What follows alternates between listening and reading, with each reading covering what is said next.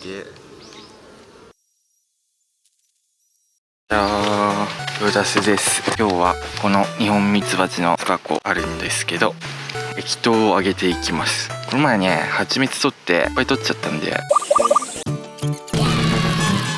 ちょっと液糖で補給っていうのと、あと秋に貯蜜が少なくなると糖胞って言ってミツバチ同士の戦争、略奪、蜜の奪い合いが起きちゃうんで、なるべく均等に全ての群に貯蜜を作ってあげて戦争を起こさないようにするために液糖をあげます。皆さんはお腹が減りすぎて他人の食べ物を食べちゃったことはありますか？可愛い顔をしたミツバチも他の巣の蜂蜜を奪うことがあります。みんなと同じですね。略奪を始めてしまう条件は2つ挙げられます。1つは蜜源の花が少ないこと。真冬や真夏は花が少ないので注意が必要です。2つ目は蜂蜜の貯蔵不足。家に食料がない状態ですね。家の中も外も食料がない状況が揃うと、ミツバチは別の弱小コロニーを狙って蜂蜜を奪い出します。略奪スイッチが入ったミツバチは徹底的な仕事ぶりで、相手のコロニーが滅びるまで蜂蜜を奪い続けます。怖いね。この行動は逃亡とか逃蜜とか呼ばれています。一度逃亡モードになったミツバチを止めることはほぼ無理です。唯一の対処方法は被害群を加害群から引き離すこと。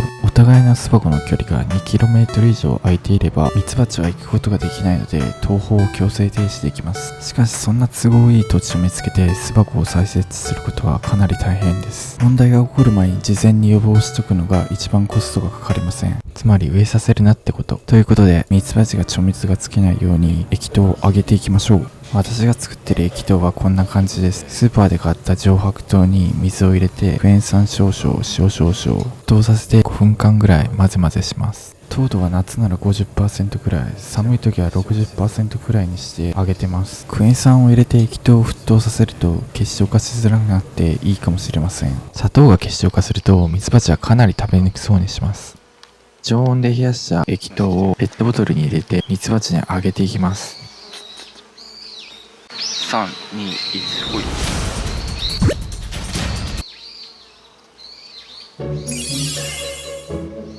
一瞬で飲みに来ましたね。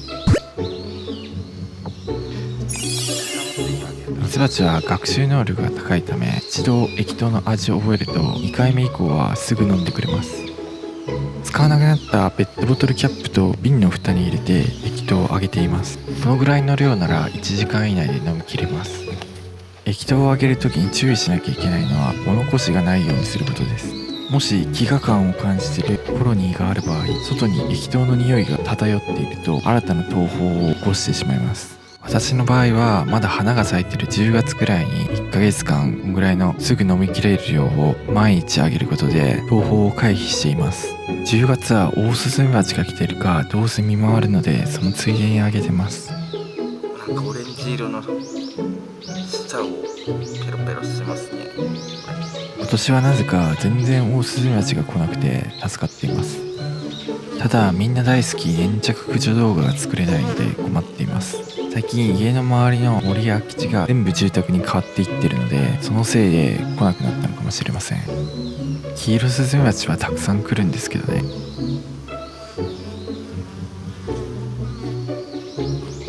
うまいかお前ら。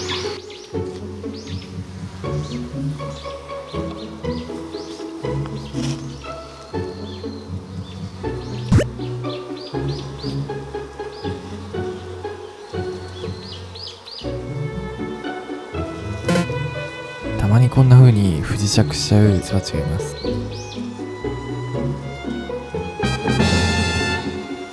めちゃくちゃ浅い瓶の蓋でやってるので自力で脱出できます。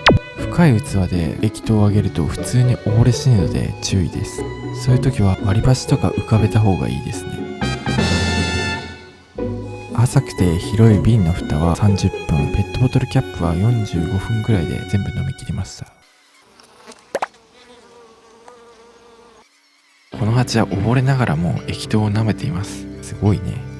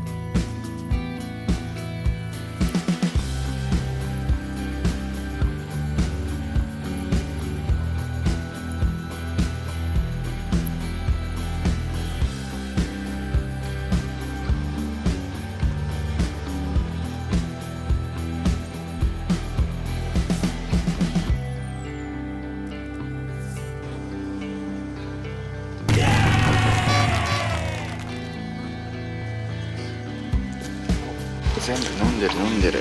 偉いね。いっぱい飲んで偉いですね。はい。じゃあご視聴ありがとうございました。バイバーイ。よし、こっちの分にもありました。